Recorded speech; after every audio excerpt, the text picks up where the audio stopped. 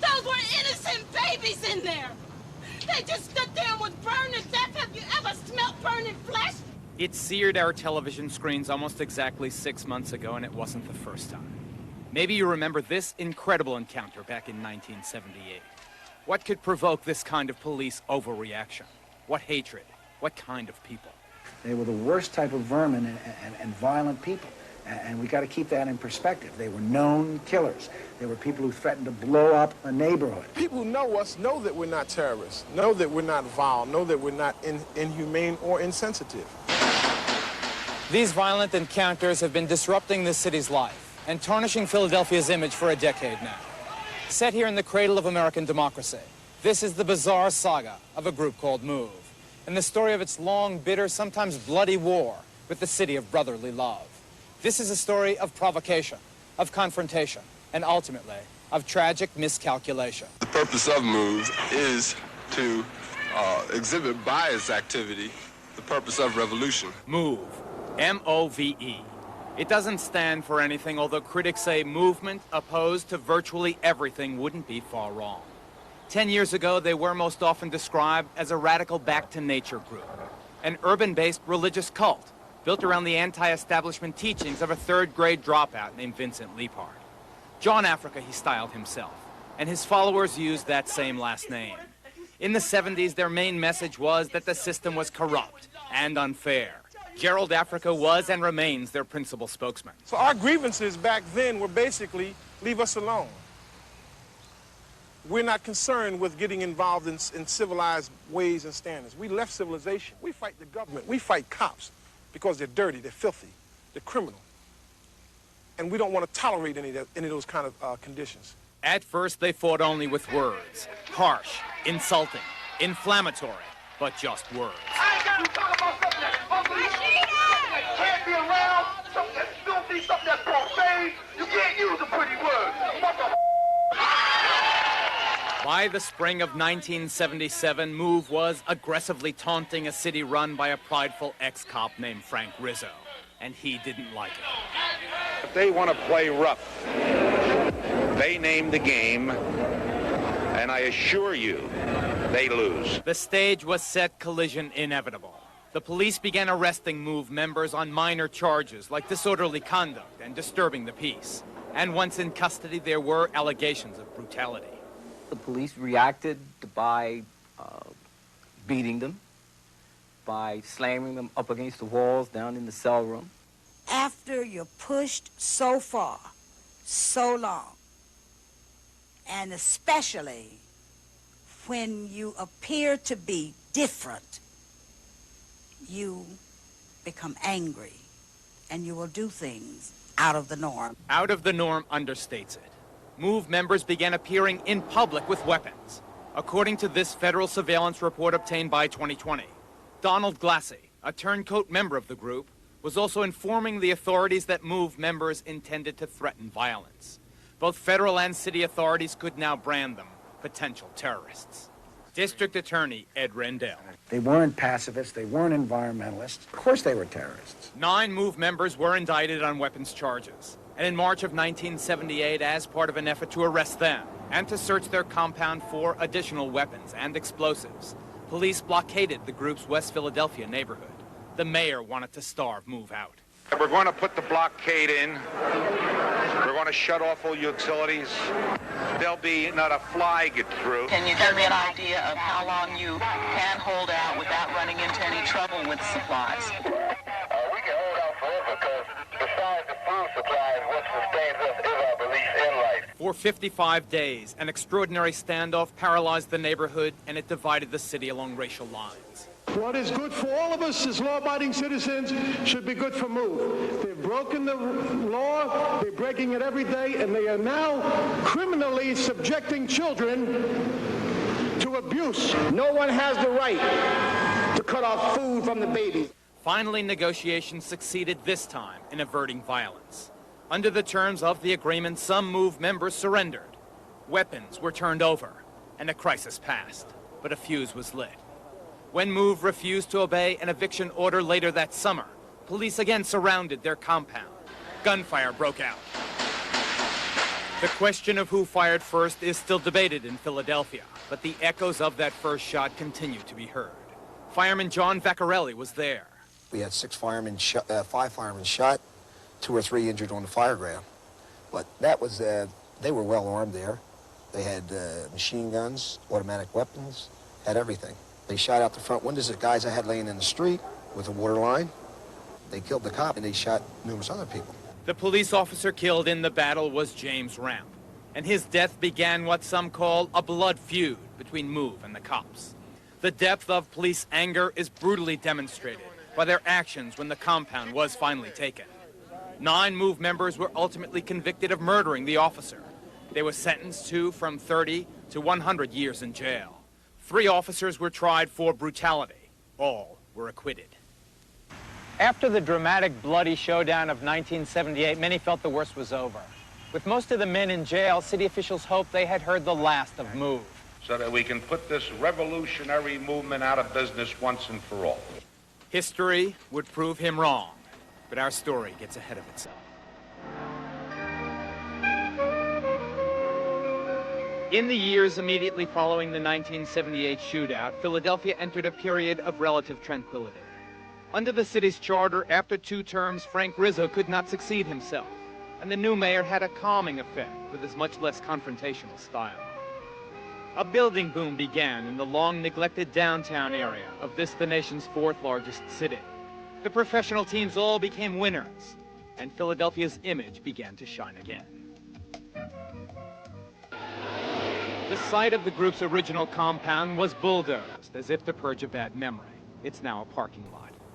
Many of the remaining M.O.V.E. members moved out of town, according to federal surveillance reports, to set up shop in places like Richmond, Virginia, and Rochester, New York. In the early 80s, that changed when, at the request of local authorities, federal agents brought members of the group back to Philadelphia to face outstanding criminal charges. Many took up residence in a typical Philadelphia row house in a typical middle-class neighborhood. The home belonged to the sister of M.O.V.E. founder Gerald Africa. To the rest of the nation, after Independence Hall, 6221 Osage Avenue was to become Philadelphia's best-known address. At first, the neighbors welcomed them. One winter, Nate Foskey asked his wife, Carrie, to do something nice for the M.O.V.E. children. He said, go buy those babies some coats. 13 children. We bought coats for 13 children. It's relatively easy to be sympathetic to M.O.V.E. from a distance. Up close, it's a different story. The M.O.V.E. sympathizers and all the people that are calling in for M.O.V.E. they're saying they're not that bad. It's not that bad. Why don't they try to just come on our block and stay for a day? Remember, M.O.V.E. is a religious cult whose philosophy is to cherish life, all life. Not just dogs and cats, but rats, roaches, and other vermin too exotic to identify. How would you like to go out and hang your clothes up in an area that they had been putting this red meat and find you have maggots falling on your clothes? But the odor, I could smell it sitting out on the front of my house. It was terrible. And it got worse. M.O.V.E. was apparently determined to give their neighbors a political education over stadium-sized bullhorns. It's hell living on this block. That's what it's like. I've never been to hell, but if as hell as anything like this, I don't want to go. They wanted us to join them in getting their people released from jail. Meaning, what happened in '78. And we refused. So from that day on, we've gone through hell. Did they threaten you? They told us how they were going to kill us. The neighbors turned to the city's new mayor, W. Wilson Goode, for help. Philadelphia's first ever black mayor, his election was widely hailed as healing the racial wounds the city had long suffered. But Mayor Goode was reluctant to act on the neighbors' complaints. Sure, M.O.V.E.'s barricades and their loudspeakers violated certain city codes, but according to the mayor, nothing really serious. The record, however, indicates that Mayor Goode was wrong. We advised the mayor that there was, in fact, a basis for criminal arrest warrants at that time. For one thing, M.O.V.E. members were refusing to send their children to school. That's a violation of Pennsylvania law. Secondly, there were outstanding fugitive warrants pending against people thought to be living inside the compound. Last year, the city stood poised for action. Police surrounded the M.O.V.E. house. It was August 8th, the 6th anniversary of the first shootout. A federal surveillance report indicated that M.O.V.E. might create an incident for publicity purposes. But at that time, at least, the group did nothing. Later, they began to more heavily fortify their compound, going so far as to build a bunker on their roof. Their hapless neighbors, in both pain and jest, referred to the structure as M.O.V.E.'s penthouse. We are living in an armed camp. We are literally being held hostage. By May 3rd, the neighbors were fed up. Osage Avenue residents threatened to take violent action against M.O.V.E. themselves if the city still refused to act. Spokesman Gerald Africa defended M.O.V.E.'s harassment of its neighbors. We took it to the neighbors. The neighbors took our complaints to the politicians, which was the way it was intended. But because the politicians were foul and debased, they sought to exploit the situation, knowing that people perceive M.O.V.E. a certain way. They saw an opportunity to kill M.O.V.E. off. There's no way to negotiate with people who simply have one thing in mind, and that is, we're not going to obey your rules, we're not going to comply with your laws, leave us alone. When you have that, negotiation can only result in a further prolonging of the day of armed confrontation. M.O.V.E.'s grievances, lack of speedy trials, unreasonable bail, and prison sentences seem valid complaints. But after a decade of their violent rhetoric, city officials were no longer in a mood to listen. Mother's Day 1985 began with the evacuation of Osage Avenue. The M.O.V.E. compound was being isolated. Novella Williams, one of the people who'd been attempting to talk to M.O.V.E. and at least get them to release their own children, pleaded with Mayor Good for more time. And I said to him, wait, don't go in. We're talking now. As long as we're talking, there is a chance that we can save lives. And his response to me was, if I don't go in, I might appear irresponsible. So what can we do? Those were Mayor Good's words. Absolutely, I'm quoting. Throughout the night and into the early hours of Monday the 13th, the battle lines were drawn. M.O.V.E., now surrounded, remained defiant.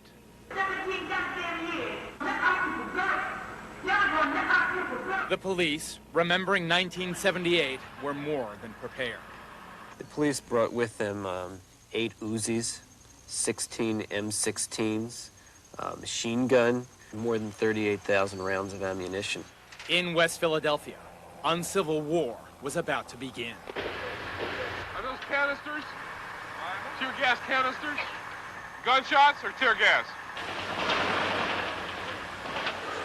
May have, oh my goodness. Several Philadelphia television stations made tapes of their coverage available to 2020 for this report. It's heavy. I don't even know it was a gunshot. It almost sounded like an explosion. Could have been the lobbing of a tear gas canister, probably? I don't think so. Tear gas doesn't make that kind of sound. That shook the whole block.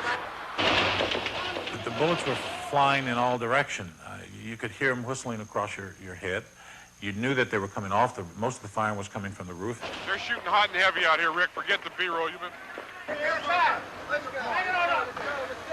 It is here, it is real, and we are victims of this. It's war. I think what's happening is it's a shootout. Oh, man, and those kids, and they're going to get killed. And all that work. We intend to evict from the house, we intend to evacuate from the house, and we intend to seize control of the house. We will do it by any means necessary. All attempts to flush M.O.V.E. out with tear gas failed, as did the 650,000 gallons of water pumped onto the compound by the fire department's deluge guns. Nothing worked. They pumped water for 5.5 hours. The gas wouldn't penetrate the house. It was a pretty sad feeling on the part of the police that they could not penetrate a single row house in the 6200 block of Osage Street. Frustrated by the failure of their plan and by the 12-hour standoff, the police decided to do something no police force or paramilitary force had ever done before in this country.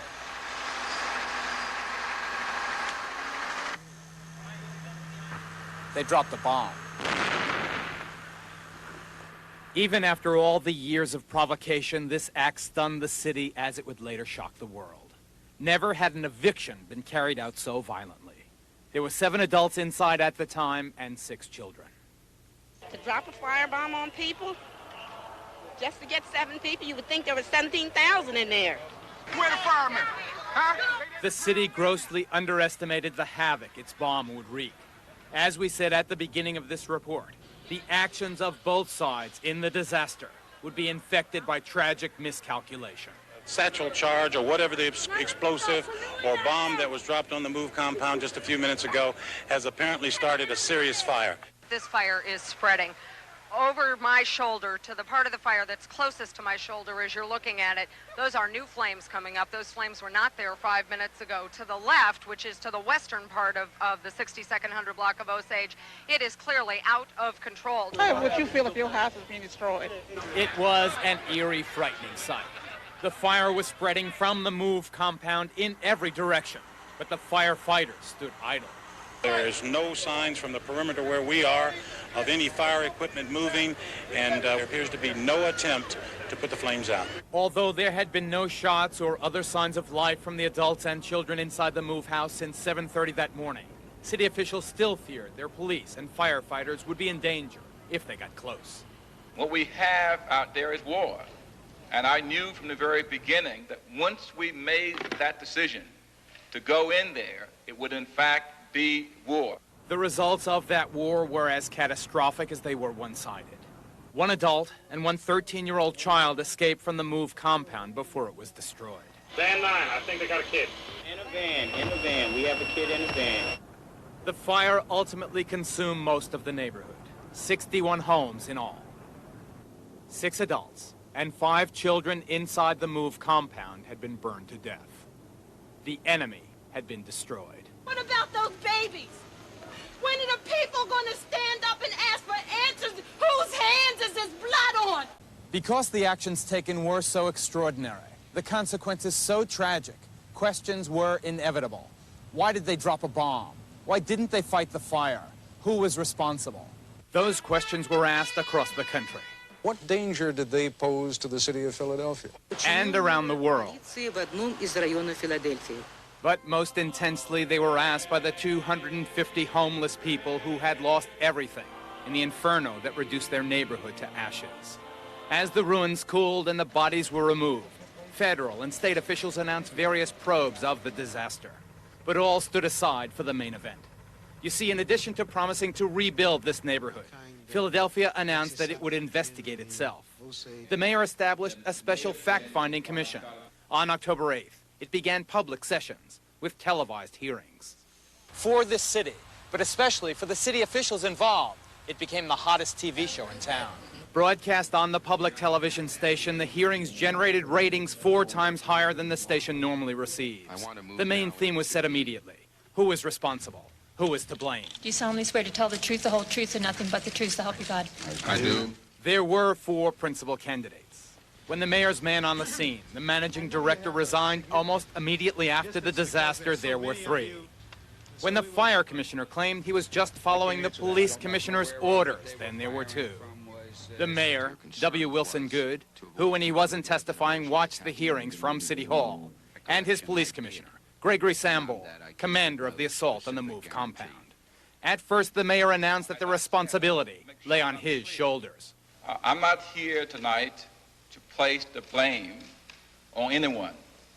As a mayor of the city, I accept full and total responsibility. During the hearings, however, he tried mightily to distance himself from the decisions made in the field. And that he recalls having said to me that they were going to use a helicopter to do this. That is not my recollection. It was front-page news the next day. Mayor Good claiming he didn't know his men in the field were going to use explosives or drop a bomb from a chopper. Were you misled by your police commissioner? I'm not sure. I'm not sure whether or not I was or not. Mayor Good tells Bomb Inquiry he was misled. Misled by you. I have never misled the mayor. I never will mislead the mayor. If anything, I've always been accused of being too outspoken, And so that to mislead anyone is not my style. Would you have authorized the dropping of a bomb from a helicopter? If someone had come to me and said to me that we're going to drop a bomb from a helicopter, no. The mayor says it's your bomb. You didn't know about it. He was informed by the managing director prior to the use of it, and he gave the approval. Whether or not the mayor knew a bomb was going to be dropped, neither he nor Commissioner Sambor knew what kind of bomb it really was. In the aftermath of the disaster, the commissioner told the world it was merely a concussion device designed to blow the bunker off the roof of the M.O.V.E. compound. 3 months after it destroyed the neighborhood, the cop on the bomb squad who had built it, Officer William Klein, admitted he had secretly used C4, a powerful incendiary, usually restricted to military use. Because children were killed, because a neighborhood was destroyed, are you going to press your investigation into the conduct of Officer Klein or anyone else who may have been responsible? We are, very much so. We want to find out whether, under the circumstances, there was recklessness, and there's a case that we can prove concerning criminal recklessness against the officer or anybody else. Was there also recklessness in allowing the fire to burn? The question that we hear over and over and over again as we're down here on the street with the people milling about is why? Why was it done this way? Why was the street allowed to catch fire and then firefighters stood idly by? There had been water cannons trained on that M.O.V.E. compound all morning long, and they dumped thousands and thousands and thousands of gallons on that rooftop bunker. And we were all wondering then, and still wondering now to some degree, why those water cannons weren't turned back on. They seemed to be safe during the day when there was gunfire coming out, and the question was, why weren't they just turned on again now? Why didn't you fight the fire? Why did you let that neighborhood burn? The only thing I can say to you is that 5 minutes of 6 o'clock that day, I phoned the managing director and said, put the fire out, and left it to the people in the field to put the fire out. Did they disobey you? I don't know. But you must admit that to the world it seems so heartless.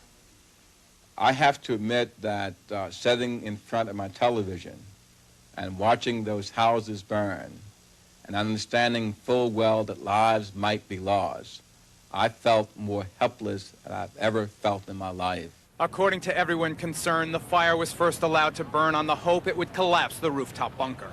With that accomplished, the fire was then expected to drive out the men, women, and children inside. When they didn't come out, more than an hour after the fire started, the water was finally turned on. But then it was turned off again, on Commissioner Sambor's order, when the spray from the hoses supposedly obstructed the scene and prevented his men from controlling the area. The mayor has said all along, it was a police operation. But isn't it obvious, I mean, that's just between us guys, that he is putting it on your shoulders? It looks that way. It certainly does. Is he going to drive you out of the job? I have no intention of resigning. Last week, the commissioner bowed to the inevitable and resigned. The last of the city's disaster quartet, the mayor himself, is safe in his job at least until the next election. A few months ago touted as one of the nation's most promising black politicians and a potential candidate for vice president, Mayor Good is in serious political trouble in his own city. In the most recent poll, just 38% said they would vote for him if the election were held now. In the acrimonious debate over exactly who was the architect of the May disaster, there's a danger that M.O.V.E.'s responsibility for what happened will be minimized or overlooked. Remember, they did not have to stand and fight. In an exclusive interview from the prison where she's being held on $2 million bail, the only adult survivor, Ramona Africa, apologizes for nothing. But would you do it that way again? In hindsight, given the terrible cause? I would do whatever is necessary, you know, to protect my belief, to protect what I know is right. I will do what is right. But 11 of your brothers and sisters died. Was it worth it? There is no measure of how much righteousness is worth. How much is it worth to you to be right? I don't know if it would be worth my son's life. Well, to M.O.V.E. being right is all there is. With its insane courage, and its reckless disregard even for the lives of its own children.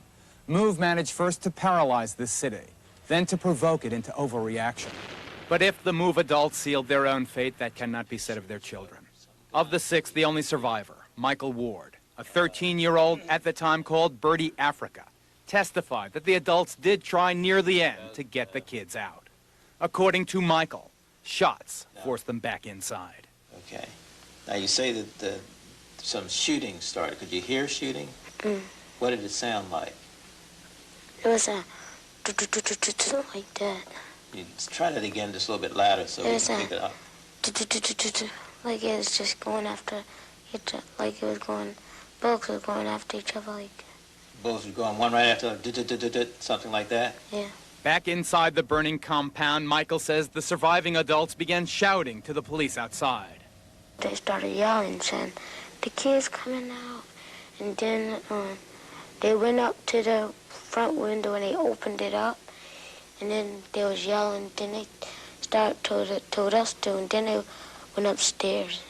Then they went upstairs. And they told you to yell? All the kids? And did all the children yell? What did you all yell? We were saying, "We coming out." How loud did you yell it? Loud. I'm absolutely convinced that there was an effort to get the children out. David Schrager is Michael's lawyer. He says Michael's testimony raises the distressing possibility that the evacuation of the children was foiled by the actions of the police. When he left or was attempting to escape from heat and flames, he recalls there being 2 other children in front of him, all of the children following Ramona Africa out of the house. And we do not know what happened to those other 2 children, except that supposedly their bodies were found in the house. When the ruins were sifted, aside from the bodies, searchers dug out the entire M.O.V.E. arsenal. Against the full might of the Philadelphia police force, the radical cult had fielded a rifle, 2 shotguns, and 3 pistols. Aside from ensuring this never happens again, the top priority for the city now is rebuilding this neighborhood. With luck, the new home should be ready by the end of the year. Another priority should be caring for the other truly innocent victim of this disaster, the 13-year-old, Michael Ward. So, Michael, tell me what you like to do. What are your favorite things? You like watching TV? Yeah. Denied access to school and society, he's now reunited with the father who lost him to M.O.V.E. when his mother ran off to join the cult 11 years ago. And Michael is doing surprisingly well. Yeah, that's speedboat. His father, Andino, is teaching the youngster that the world isn't all as brutal, unfair, and frightening as Mike had been taught by the members of M.O.V.E. So we'll go from learning about boats, learning about airplane rides, learning about Chinese food, learning about Big Macs. Big Macs he's familiar with, very, like 2 at a time. You know, with 2 orders of fries, right, Mike? How does it feel to have your son back, basically? Fantastic, fantastic. It's a very answered prayer, long time coming. Being understanding and good to Michael and his new family is one easy way Philadelphia can say it's sorry. Geraldo, what now? The police commissioner has resigned. The mayor faces a new election. Right. What scars are left? Well, the neighbors, even though they're getting new homes, they've lost so many of their personal things, so they're scarred in that way. And Michael is really the one I'm most concerned with.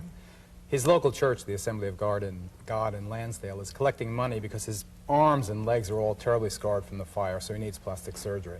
And also there's the scar in his psyche. The kid for 11 years was basically kept isolated from the world. The world was portrayed to him as a brutal, awful place. He's almost like Tarzan coming from, you know, an uncivilized place, or the wolf child. So he's got to be taught that there is compassion in the world, that there are good people. And what about M.O.V.E. itself? Is M.O.V.E. dead? No, I think that the city, by its violence and its overreaction, has generated more sympathy for that group than it ever had before. I think that it's a lesson, really, to learn that you can't be provoked into this kind of violence. Tragedy all around. Thank you, Geraldo.